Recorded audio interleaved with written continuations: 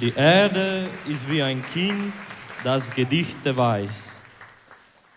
Viele, oh viele, für die Beschwerde langen Lernens bekommt sie den Preis. Streng war die Lehrer. Wir möchten das Weiße an dem Barte des alten Manns. Nun wie das Grüne, das Blaue heiße, dürfen wir fragen, sie kann's, sie kann's. Erde, die Freiheit. Du Glückliche, spiele nun mit den Kindern. Wir wollen dich fragen, fröhliche Erde, dem Frösten gelingst. Oh, was der Lehrer sie lehrte, das viele, und was gedruckt steht im Fürzeln. Und langen, schwierigen Stimmen, sie singst, sie singst.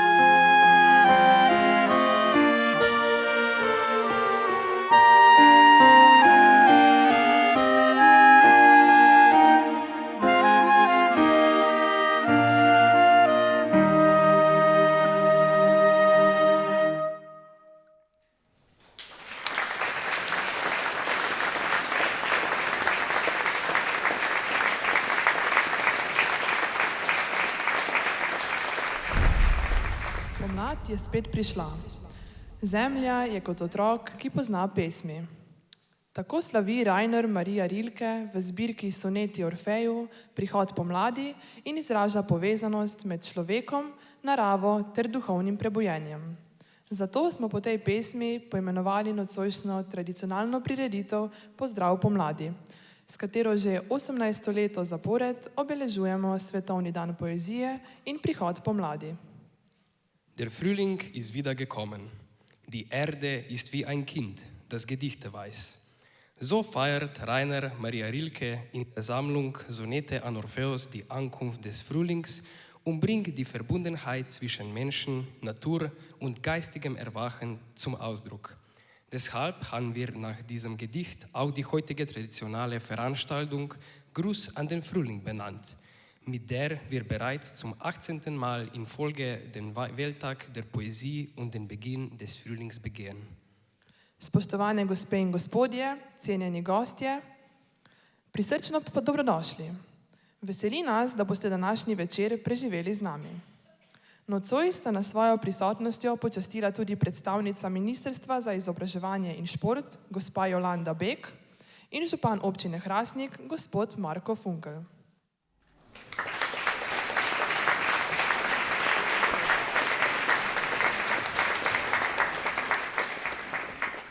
Sehr geehrte Damen und Herren, geschätzte Gäste, sehr geehrter Schuldirektor, geschätzte Professoren und Schüler, herzlich willkommen. Wir freuen uns sehr, dass Sie den heutigen Abend mit uns verbringen werden. Heute Abend haben uns mit Ihrer Anwesenheit auch einige wichtige Gäste geehrt. Die Vertreterin des Ministeriums für Bildung und Sport, Frau Jolanda Beck, und der Bürgermeister der Gemeinde Hrastnik, Herr Marko Funkel. Današnji dogodek je pod častnim pokroviteljstvom Avstrijskega veleposlaništva in Avstrijskega kulturnega foruma v Sloveniji. Posvečen je avstrijskemu pesniku in romanopiscu Rainerju Marii Rilkeju, ki velja za enega največjih pesnikov v nemškem jeziku. Rodil se je 4. decembra 1875 v Pragi, ki je bila takrat pod oblastjo Avstro-Ogrske. Živel je v nemško govoreči skupnosti in bil izpostavljen mednarodnem svetovljanskem duhu. Njegovo pravo ime je René Karl Wilhelm Johann Josef Maria Rilke in je poznan kot pesnik globokih čustev, hotenj in samoopazovanja iz obdobja evropske moderne. Pogosto je pisal tudi o pomladi, ki je zanj pomenila simbol prebujanja, prenavljanja, nežnosti, notranje preobrazbe in tihega zorenja. Omogočala mu je, da je govoril o ranljivosti, novem začetku, tihem upanju. Die heutige Veranstaltung steht unter dem Ehrenschutz der österreichischen Botschaft und des österreichischen Kulturforums in Slowenien. Sie ist dem österreichischen Dichter und Romanautor Rainer Maria Rilke gewidmet, der als einer der größten deutschsprachigen Dichter gilt. Er wurde am 4. Dezember 1875 in Prag geboren, das damals unter der Herrschaft von Österreich-Ungarn stand. Er lebte in einer deutschsprachigen Gemeinschaft und war einem internationalen, kosmopolitischen Geist ausgesetzt. Sein richtiger Name lautet René Karl Wilhelm Johann Josef Maria Rilke und er ist als Dichter tiefer Gefühle, Sehnsüchte und der Selbstbeobachtung aus der Zeit der europäischen Moderne bekannt. Häufig schrieb er auch über den Frühling, der für ihn ein Symbol des Erwachens, der Erneuerung, der Zartheit, der inneren Verwandlung und des stillen Reifens war. Er ermöglichte ihm, über Verletzlichkeit, Neubeginn und stille Hoffnung zu sprechen. Nocoj bomo dijaki gimnazije Celje Center predstavili delčke Rilkejevega življenja in ustvarjanja. Naše glasbeno-plesno zasedbe vas bodo razveseljevale tako s klasičnimi, kot tudi sodobnimi skladbami. Saj želimo poudariti, da so misli, občutki, vprašanja in čustvene stiske tega velikega umetnika še danes v sodobnem času zelo pogosta tematika skladb. Kljub temu, da mineva kar 100 let od njegove smrti in 150 let od njegovega rojstva. Heute Abend werden die Schülerinnen und Schüler des Gymnasiums Celje Center Ihnen Ausschnitte aus Rilkes Leben und Schaffen vorstellen. Unsere Musik- und Tanzgruppen werden Sie sowohl mit klassischen als auch mit modernen Stücken erfreuen, denn wir möchten hervorheben, dass die Gedanken, Gefühle, Fragen und seelischen Nöte dieses großen Künstlers auch heute noch im modernen Zeitalter sehr häufige Themen in Liedern sind. Obwohl bereits 100 Jahre seit seinem Tod und 150 Jahre seit seiner Geburt vergangen sind. Rainer Maria Rilke ni pisal za množice. Pisal je za tiste, ki znajo poslušati med vrsticami. Rilkejeva dela ne prinašajo razlage sveta, temveč razkrivajo njegovo skrivnost. Njegova poezija je kot duhovno potovanje. Rainer Maria Rilke schrieb nicht für die Massen. Er schrieb für jene, die zwischen den Zeilen zu hören verstehen. Rilkes Werke bringen keine Erklärung der Welt, sondern enthüllen ihr Geheimnis. Seine Poesie ist wie eine geistige Reise. Preden pa se podamo na Rilkejevo pot, vabimo na oder ravnatelja gimnazije Celje Center, gospoda Roka Lipnika.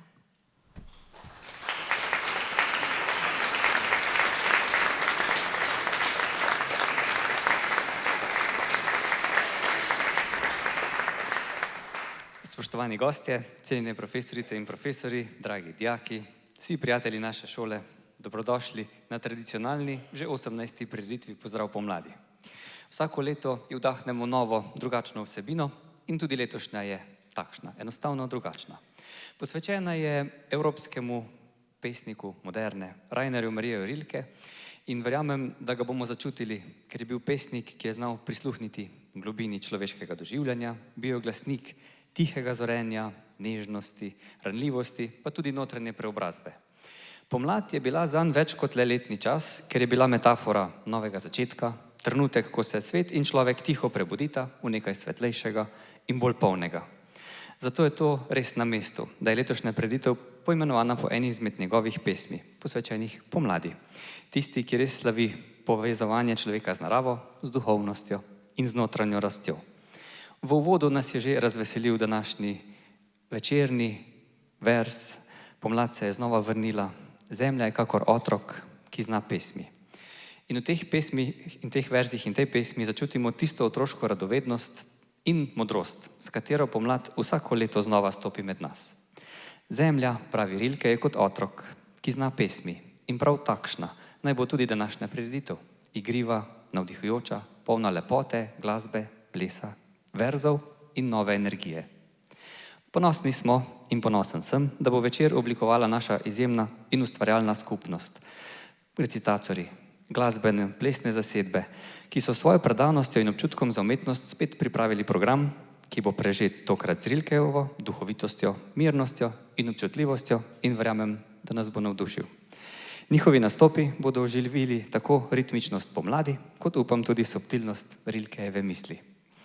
Dovolite mi, da že zdaj iskreno čestitam vsem nastopajočim, vsem mentorjem, vsem sodelavcem, ki so svojim delom omogočili, da bomo tradicijo pozdrava pomladi nadaljevali tudi letos, že 18. Iskrene čestitke magistrici Tini Gorenšek za vodenje celotne prireditve in to, da bomo danes uživali v poezijah Rilkeja. Naj nas spremlja občutek, da je tako kot pri Rilkeju v vsakem novem začetku skrito seme svetlobe. Prijeten, navdihujoč in umetniško bogat večer vam želim, naj živi pomlad in naj živi ustvarjalnost.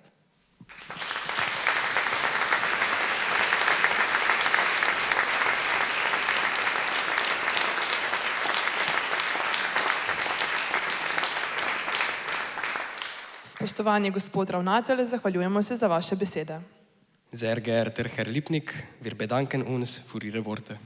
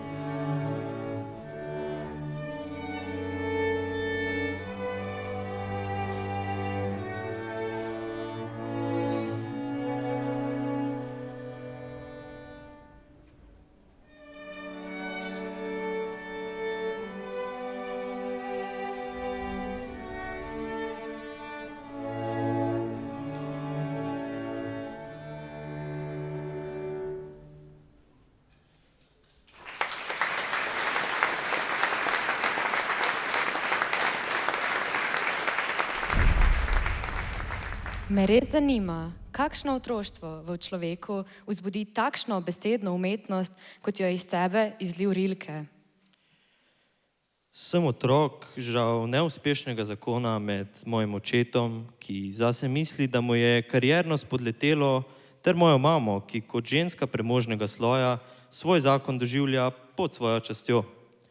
Ob rojstvu sem pristal v vlogi svoje pokojne sestre, ki je kot dojenčica umrla v enem tednu in katere smrti mati enostavno ni zmogla preboleti. Zato me je vse do 6. leta vzgajala kot deklico.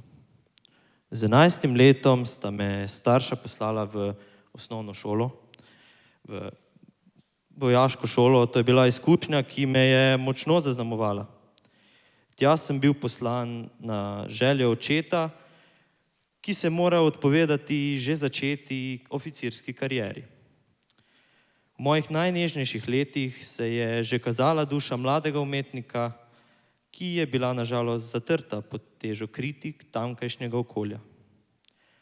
Po 5 letih svojega trpljenja v strogi moški družbi sem s pismom očetu in boleznijo iz šole izstopil in se vpisal na študij prava, ki pa ga nisem dokončal, ker to enostavno ni bilo področje zame.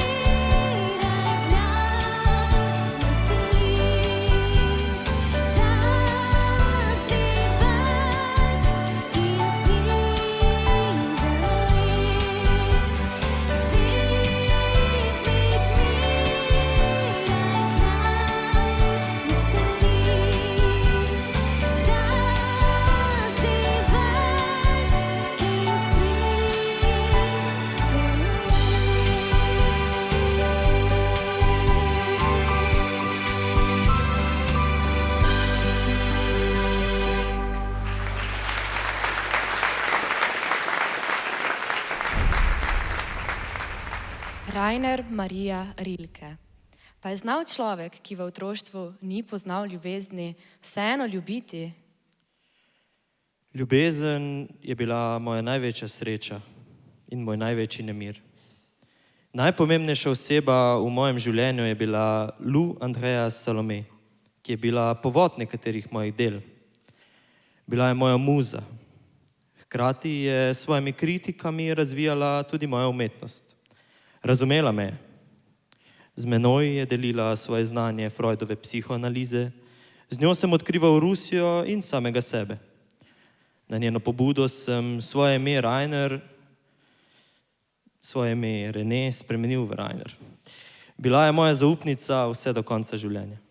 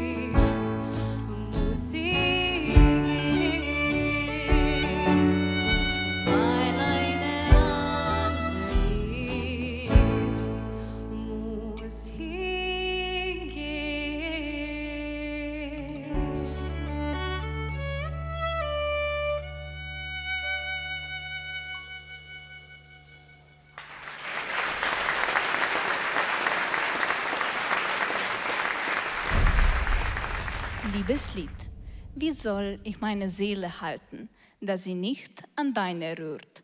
Wie soll sie hinheben über dich zu anderen Dingen? Ach, gerne möchte ich sie bei irgendwas Verlorenem im Dunkel unterbringen. An einer fremden, stillen Stelle, die nicht weiter schwingt, wenn deine Tiefen schwingen. Doch alles, was uns anrührt, dich und mich, nimmt uns zusammen wie ein Bogenstrich, der aus zwei Seiten eine Stimme zieht. Auf welches Instrument sind wir gespannt und welcher Geiger hat uns in der Hand? Oh, süßes Lied.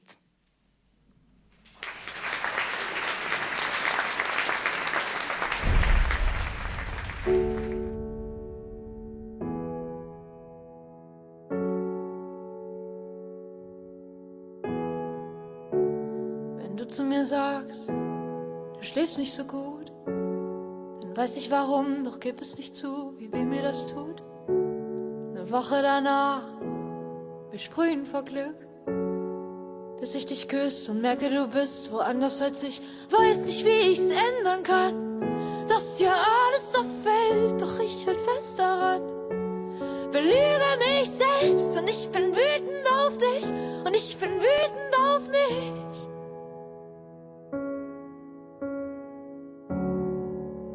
Ich glaube, dass du sie noch liebst, tu nicht so, als wär sie niemand. Du sagst, du denkst nicht mehr an sie, aber du tust es immer wieder. Ich hab Angst, dich zu verlieren, seit ich es zum ersten Mal gespürt hab. Du sagst, du denkst nicht mehr an sie, aber du tust es immer wieder.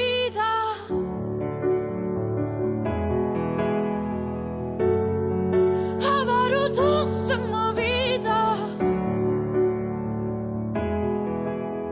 Du tust es immer wieder. Wenn wir spazieren, dann kann es passieren, dass du zu mir sagst, wir waren schon mal hier, aber das war mit ihr.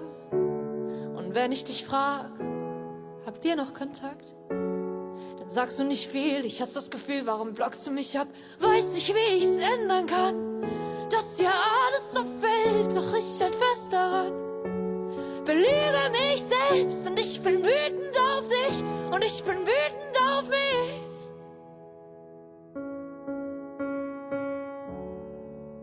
Ich glaube, dass du sie noch liebst. Tu nicht so, als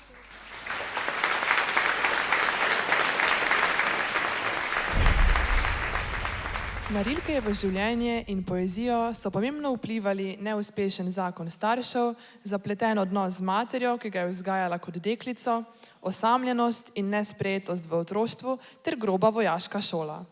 Tudi njegovo ljubezensko življenje je bilo zelo zapleteno. Nikoli se ni ustalil, ampak je vse življenje potoval. Imel je razmerja z različnimi aristokratskimi ženskami. Leta 1901 se je poročil z umetnico Klaro Westhoff, s katero sta imela hčer Ruth. Zakon ni dolgo trajal, sta pa s Klaro ostala v prijateljskem odnosu. Vse svoje življenje je ljubil Lou Andreas Salome. Rilkes Leben und seine Dichtung wurden von traurigen Umständen geprägt. Die wichtigste Rolle spielten die unglückliche Ehe seiner Eltern, die komplizierte Beziehung zu seiner Mutter, die ihn als Mädchen erzog, Einsamkeit und mangelnde Akzeptanz in seiner Kindheit sowie die harte Militärschule. Auch sein Liebesleben war sehr kompliziert. Er ließ sich nie nieder, sondern er reiste sein ganzes Leben lang. Er hatte Beziehung zu verschiedenen aristokratischen Frauen. Im Jahr 1901 heiratete er die Künstlerin Clara Westhoff, mit der er eine Tochter, Ruth Rilke, hatte. Die Ehe hielt nicht lange, trotzdem blieb er mit Clara in guter Beziehung. Sein ganzes Leben lang liebte er Lou Andreas Salome. Rainer Maria Rilke je ustvaril številna dela. Med najbolj znanimi so naslednja: pesniški zbirki Soneti Orfeju, Devinske elegije, cikli pesmi Knjiga ur, zbirka Nove pesmi, pesem Panter, zbirka 10 pisem Pisma mlademu pesniku in roman Zapiski Malteja Laurica Brigeja. Njegova dela so prevedena v zelo veliko jezikov, saj velja za enega najbolj branih evropskih pesnikov 20. stoletja. V slovenščino so njegova dela prevedli različni prevajalci, še posebej pa so poznani prevodi Kajeta Nakoviča. Rainer Maria Rilke hat zahlreiche Werke geschaffen. Zu den bekanntesten gehören die folgenden: die Gedichtsammlung Die Sonette an Orpheus, Dünneser Elegien, die Gedichtzyklen Das Stundenbuch, die Sammlung Neue Gedichte, das Gedicht Der Panther, die Sammlung von 10 Briefen, Briefe an einen jungen Dichter und der Roman Die Aufzeichnungen des Malte Lauritz Brigge. Seine Werke wurden in sehr viele Sprachen übersetzt, da er als einer der meistgelesenen europäischen Dichter des 20. Jahrhunderts gilt. Ins Slowenische wurden seine Werke von verschiedenen Übersetzern übertragen. Besonders bekannt sind die Übersetzungen von Kajeta Nakovič. Franz Xaver Kapus je po Rilkejevi smrti objavil zbirko 10 pisem, ki mu jih je Rilke pisal v obdobju 6 let. Pisma mlademu pesniku združujejo globoko življenjsko modrost, intimno iskrenost in izjemno razumevanje človekove notranjosti. Rilke je s temi pismi napisal vodnik za življenje. Med drugim je na primer verjel, da umetnik za ustvarjanje potrebuje samoto. Franz Xaver Kapus veröffentlichte nach Rilkes Tod eine Sammlung von 10 Briefen, die Rilke ihm über einen Zeitraum von 6 Jahren geschrieben hatte. Briefe an einen jungen Dichter für seine tiefe Lebensweisheit, intime Aufrichtigkeit und ein außergewöhnliches Verständnis für das Innere des Menschen. Mit diesen Briefen hat Rilke einen Leitfaden für das Leben verfasst. Unter anderem glaubte er beispielsweise, dass ein Künstler für eine Schöpfung die Einsamkeit braucht. Več njegovih modrosti pa bomo lahko slišali po glasbeni točki. Weitere seiner Weisheiten werden wir nach dem musikalischen Beitrag hören.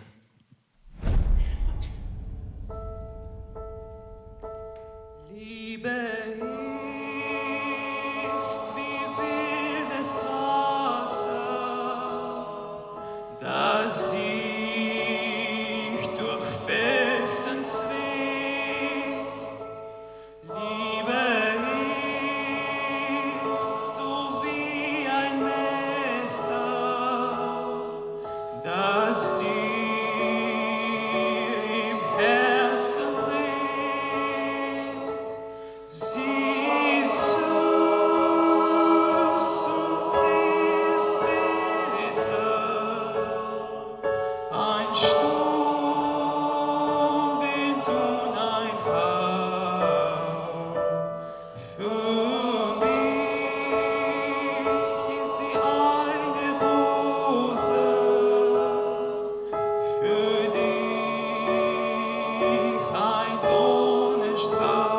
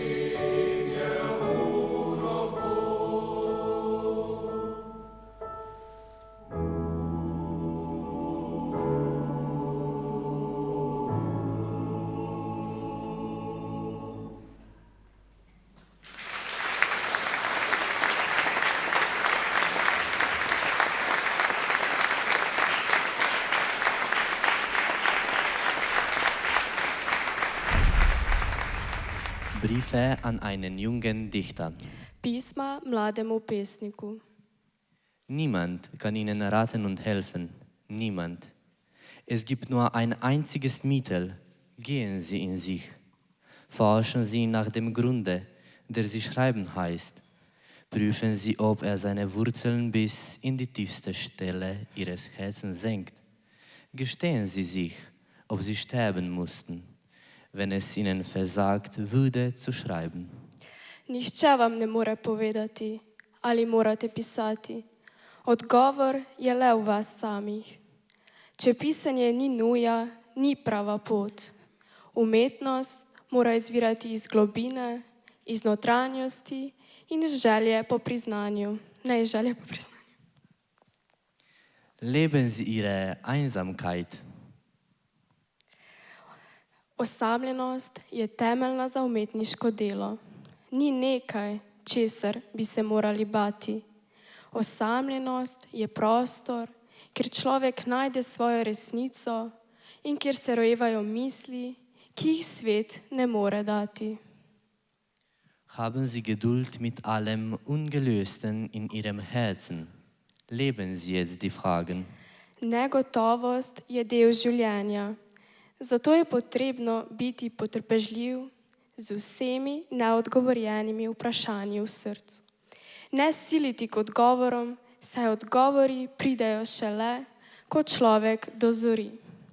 Vse, kar je resnično, zahteva čas, tišino in potrpežljivost. Das Schwerste von allem ist die Liebe. Ljubezen je ena najzahtevnejših človekovih izkušenj.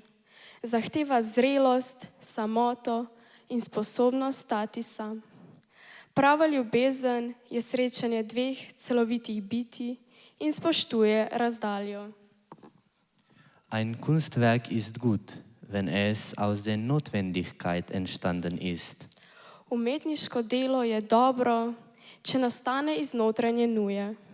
Ustvarjanje je kot notranje dozorevanje. Umetnik mora globoko v sebi nositi izkušnje, dokler ne dozorijo v obliko. Zunanja kritika je zanj nepomembna. Warum wollen Sie, dass die Traurigkeit schlecht sei, da Sie doch wissen, dass sie der Augenblick ist, in dem etwas Neues in uns eingetreten ist? Žalost nosi v sebi možnost preobrazbe in poglobitve.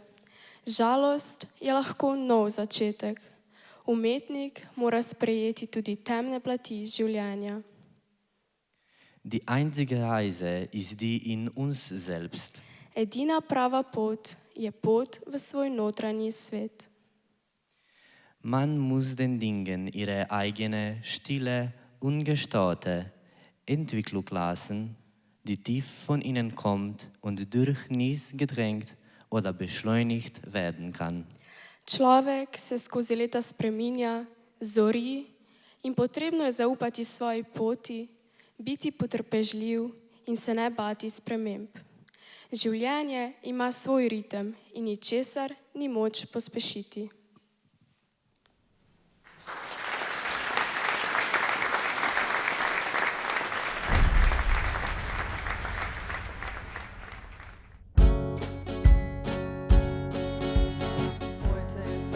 Tag, wo glücklich zu sein, steht das Glück von der Tür. Dann lass dich erst rein. Guten Tag, liebes Glück, schon nicht zu sehen. Kaffee oder Tee, du willst noch nicht gleich wieder gehen. Einfach erspart, halt dich nicht fest, denn ich weiß, dass du bleibst, wenn man dich lässt. Weiß, wir schaffen wie das Glück, eins ist ja klar, frag mich nicht, wer es mir geht, denn du warst ja nicht da. Heute ist ein guter Tag, um glücklich zu sein. Heute ist ein guter Tag, um glücklich zu sein. Deswegen kommst du mir gelegen. Wird auch langsam Zeit.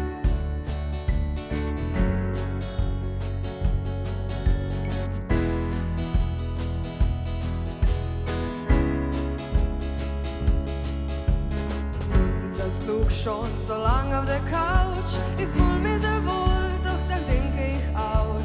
Langsam kommt das schlechte Gewissen, wenn der andere das Glück jetzt nicht vermissen. Ich kann nur mir sagen, er sollte nun gehen. Das Glück im Haus zu haben, ist doch sehr schön. Ich bin ganz verblüfft von der Situation. Vielleicht bin ich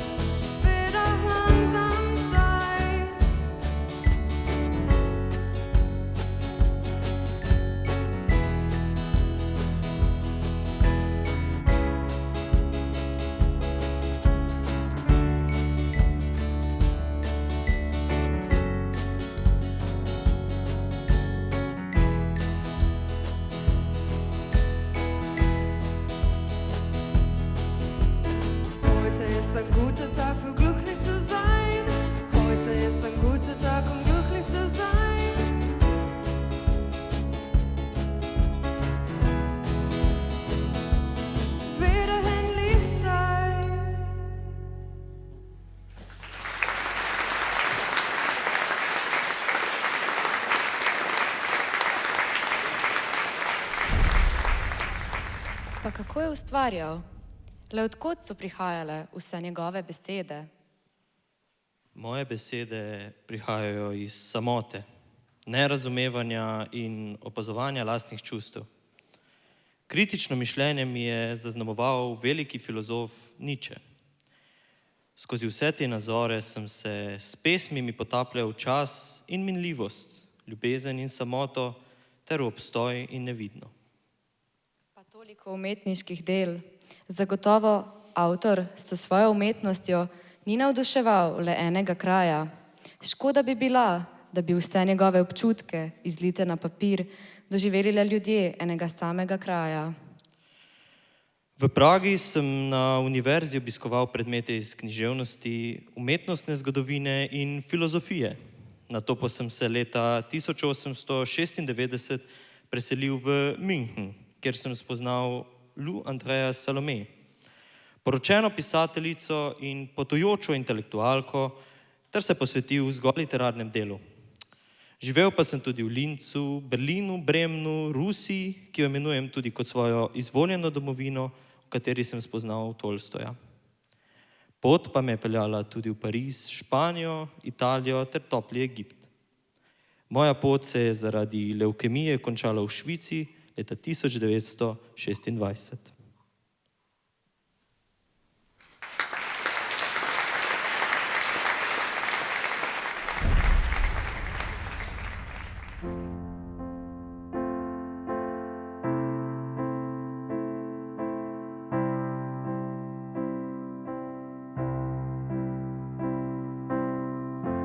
Der Applaus ist längst vorbei und dein Herz schwer wie Blei.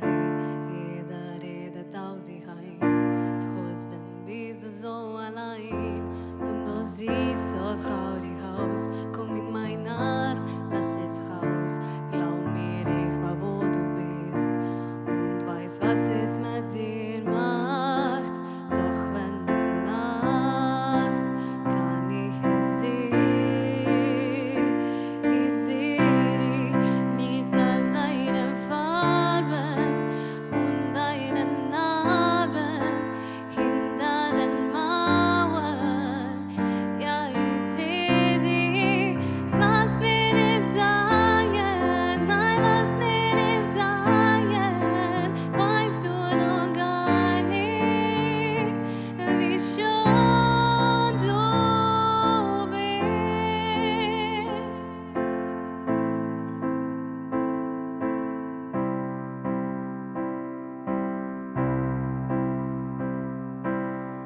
Ich seh dein Stolz und deine Wut, dein großes Herz, dein Löwenmut.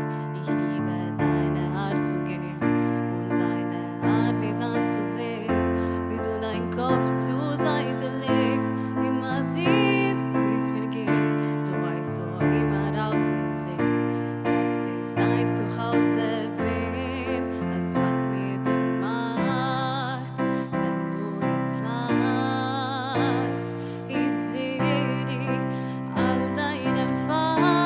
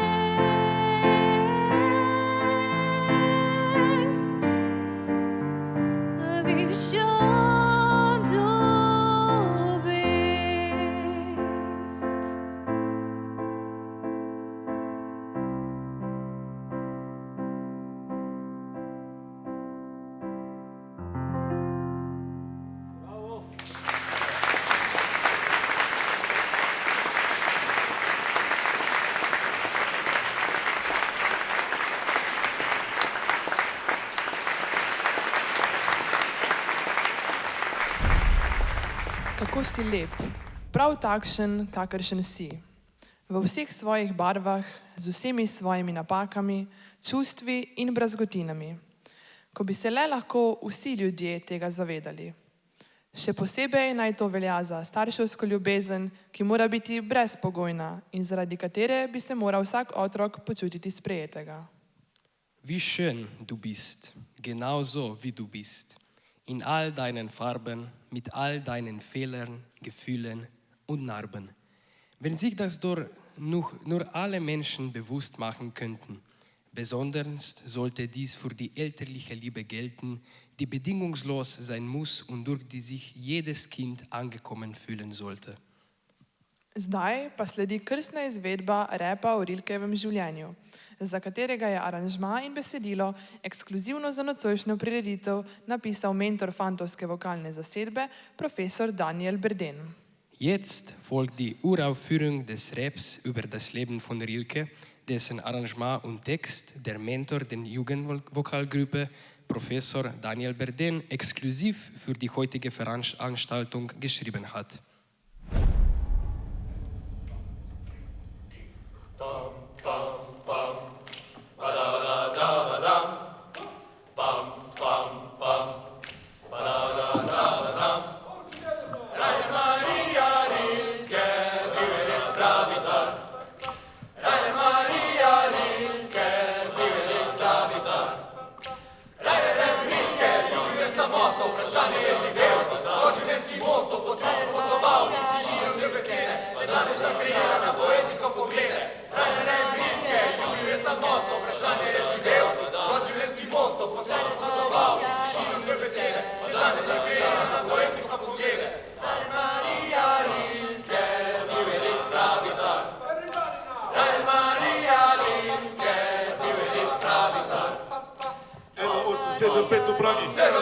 Stroge vzgoje, se kot otrok naužil, se šolal po vojaško, ob tem se Rainer pači, ob izgube sestre mamo punco ga oblači. Prav je bilo je krivo, da je šolo zapustil, bil je introvertiran in izjemno občutljiv. Evropo potoval, v Rusiji je dvakrat bil, od Leva Tolstoja je občutil velik vpliv.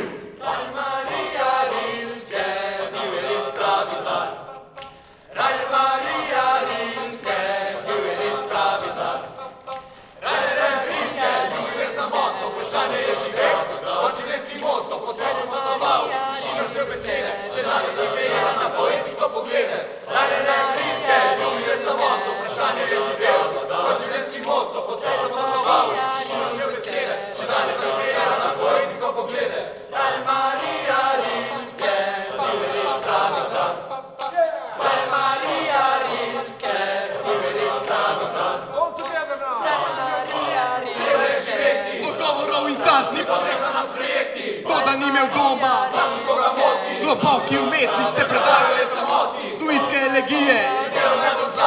Pisal je 10 let, umrl je v Švici zaradi leukemije, a njegovo delo danes še živi in sije. Rainer Maria Rilke, bil je res pravica. Rainer Maria Rilke, bil je res pravica. Rainer Rilke, ljubil je samotno, vprašanje je živel, kot življenjski moto, posebno potoval, tišino za besede, še danes razgledal na poetiko poglede. Rainer Rilke, ljubil je samotno, vprašanje je živel, kot življenjski moto, posebno potoval, tišino za besede, še danes razgledal na poetiko poglede. Rainer Maria Rilke, bil je res pravica. Rainer Maria Rilke, bil je res pravica.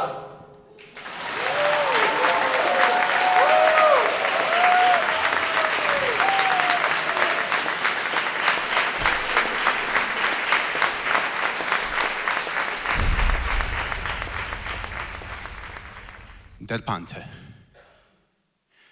Sein Blick ist vom Vorübergehen der Stäbe so müd geworden, dass nicht mehr hält. Ihm ist, als ob es 1000 Stäbe gäbe und hinter 1000 Stäben keine Welt. Der weiche Gang, geschmeidig starker Schritte, der sich im allerkleinsten Kreise dreht, ist wie ein Tanz von Kraft um eine Mitte, in der betäubt ein großer Wille steht. Nur manchmal schiebt der Vorhang in der Pupille sich lautlos auf. Dann geht ein Bild hinein, geht durch der Glieder angespannte Stille und hört im Herzen auf zu sein. Abschied. Wie habe ich das gefühlt, was Abschied heißt? Wie weiß ich's noch? Ein dunkles, unverwundenes, grausames Etwas, das ein schön Verbundenes noch einmal zeigt und hinhält und zerreißt.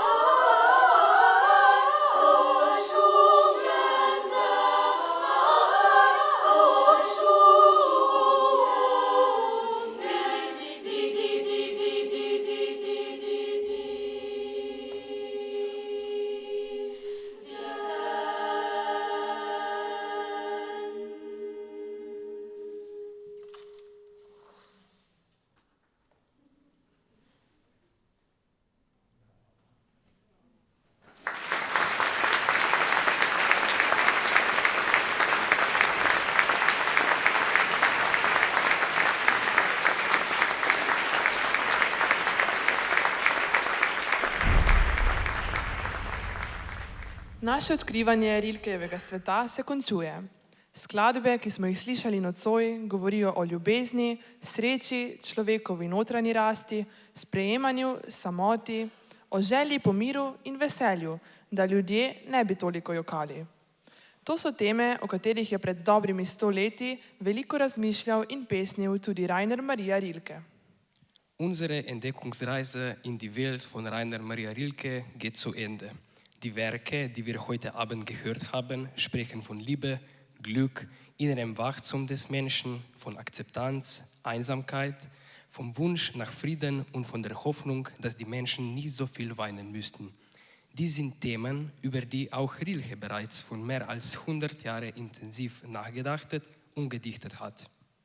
Posebno mesto v njegovem doživljanju sveta ima vrtnica.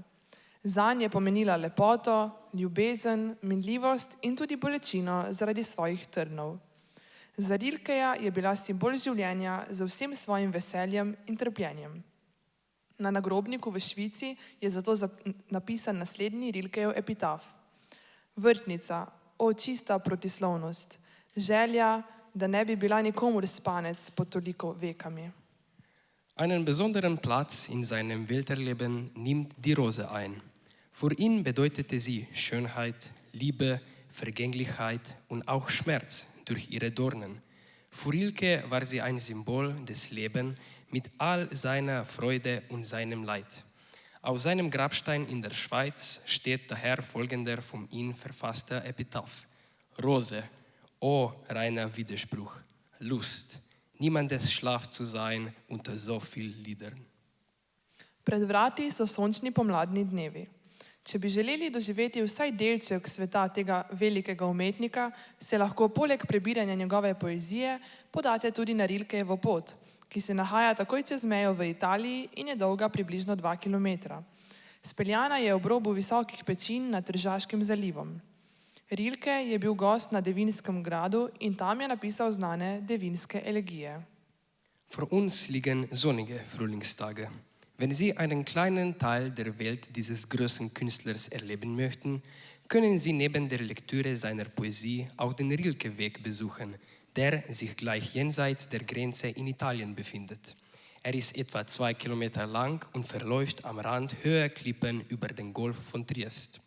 Rilke war Gast auf dem Schloss Duino, wo er die berühmten Düneser Elegien schrieb. Spoštovani, veseli smo, da ste nocojšnji večer preživeli z nami in upamo, da so vas Rilkejeve misli navdihnile. Sehr geehrte Damen und Herren, wir freuen uns, dass Sie den heutigen Abend mit uns verbracht haben und hoffen, dass Sie von Rilkes Gedanken inspiriert wurden. V pričakovanju pomladi se bomo od vas poslovili s pesmijo svetovno znane nemške pevke Nene. Naslov pesmi je Svetilnik, ki je simbol novega začetka, svobode in upanja. Sporoča, da lahko z nekom, ki ga imaš rad, najdeš pot iz teme v svetlobo, da lahko pobegnemo iz omejujočega sveta in od vsakdanjega pritiska. Ujetost, ljubezen, iskanje svetlobe. Da, Rilkejeve misli so preprosto večne.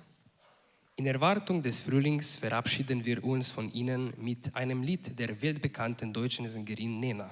Der Titel des Liedes lautet Leuchtturm, ein Symbol für einen neuen Anfang, Freiheit und Hoffnung. Man kann mit jemandem, den man liebt, den Weg aus der Dunkelheit ins Licht finden, damit man dem Druck des Alltags entfliehen kann. Gefangen sein, Liebe, die Suche nach Licht. Ja, Rilkes Gedanken sind einfach zeitlos.